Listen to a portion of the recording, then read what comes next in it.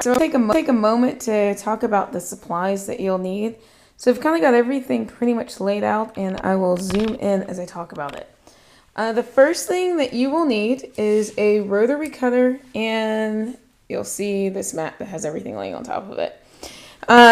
For quilting, these are the best tools because you have to make very accurate cuts. If you don't, then you mess up the quilt, and a lot of times you won't even realize it till you're about 5 hours, 6 hours, a couple of weeks, or a year into it. Yeah, trust me, it's just better to do it correctly the first time. You'll see that this one's actually a 60 millimeter. That's more of a personal preference. You definitely don't need one this large. 45 millimeter works great. I make handbags out of canvas, so my rotary tools pull double duty, which is why this one, I have a larger one, which also explains the largeness of the mat. Your mat can be really as large. Just buy whatever you can afford. It's best to have a really large mat. This one's like right out of yard. But if you can't afford it, especially with the holidays just left, buy the max that you can afford, and then you won't have to upgrade as much or as often later. Because these things actually do wear down. So buy what you can get, use the crap out of it, and then upgrade later. Alright, so the next thing that we have are the scissors. I have a pair of large scissors and a pair of small scissors.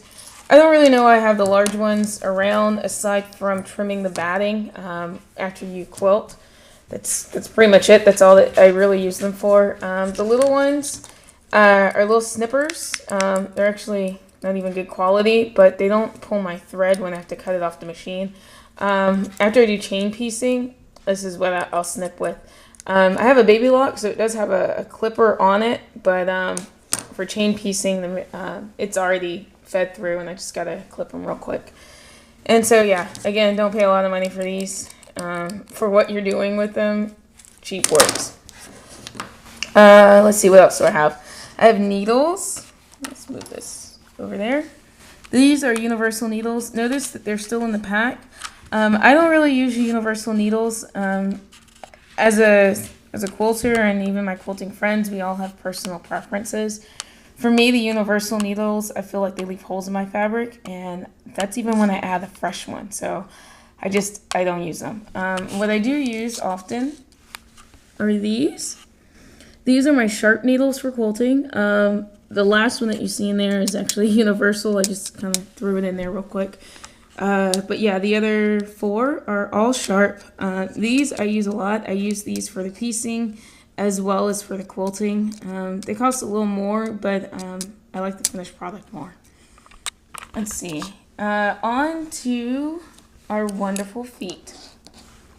Alright, so these actually came from a couple of different machines, which is why they don't all look alike.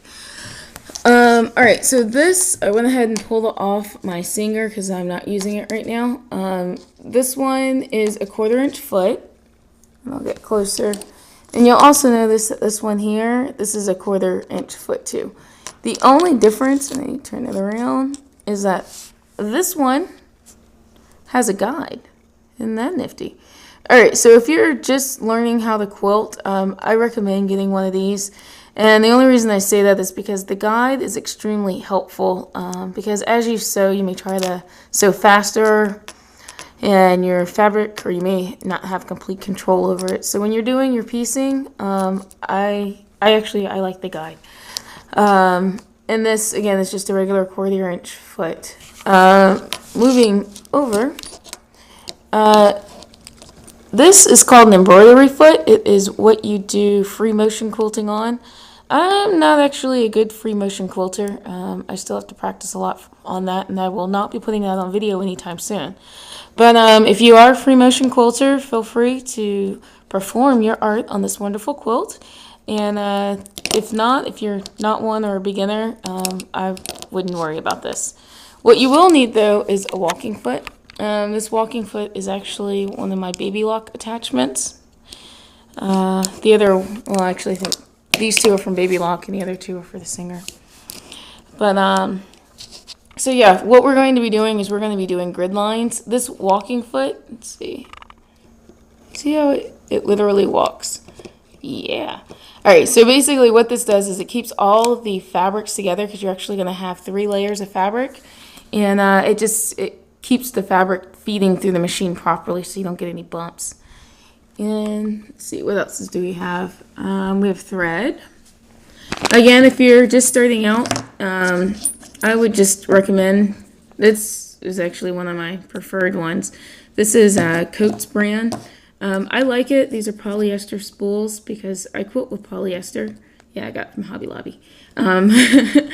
There are cotton ones.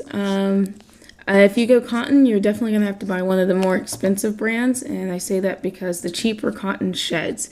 And it will be all over your machine. And you're going to be trying to figure out why you have lint everywhere. I probably won't be using these. If you look up at my machine, I don't remember what brand that is, but it's a polyester thread, and I've been quite pleased with it. So that's the one that I'm going to be using. As far as the amount that you'll need, these are 500 yards. I would just go ahead and buy 2 of these, and you should be set to go because the quilt itself is fairly small. All right, so coming down here, we have bobbins. These are baby lock bobbins. Sorry, I think about that one. So have extra bobbins. It's really annoying if you have to unthread your machine to rethread it just so you can continue sewing. So just fill up the bobbins. I usually have 4 sitting on the side, and I just swap them out as needed. My little makeshift pin cushion. It's got a lot of different pins in it. The ones that I use, and these actually aren't all of them, these are just the ones that hang out by my sewing machine. This is the one. I use these. They're cute, but most importantly, they're non-melt. So if you're gonna press with your with any of your pins in them, make sure the tip of them does not melt. There are straight pins out there that have glass heads. I don't know where to buy them. I happen to have been pleased with these. I usually don't press anyway with pins, but I did make sure that they were no melt. And you'll also notice how long they are, which is great. One thing I don't have here are the safety pins. So buy a lot of safety pins because we're actually going to need that to baste. These are just going to help keep our strips together as we feed them through the machine.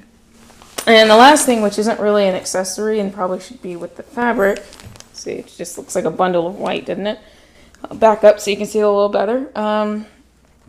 This right here is, this is Warm and White, pretty much the only brand that I actually use. I've been pleased with it. I've never had any bearding or anything to go wrong. This is, let's see, it's the bright white. Since I'm using only the bright white strips that you see back there, I opted not to do natural because I don't want it to show through. So to keep everything really nice and really crisp, go with the white. If you're using darker ones, darker colors, you can go with the natural. I checked Joann's this weekend, and I think it was on sale for Queen, was like $19.99. So definitely go out and get it. If not, use what's in your stash.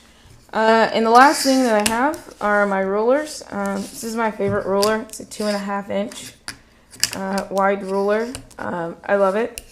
And then I have this, which is a larger one. I think this one's 5.5 inches wide.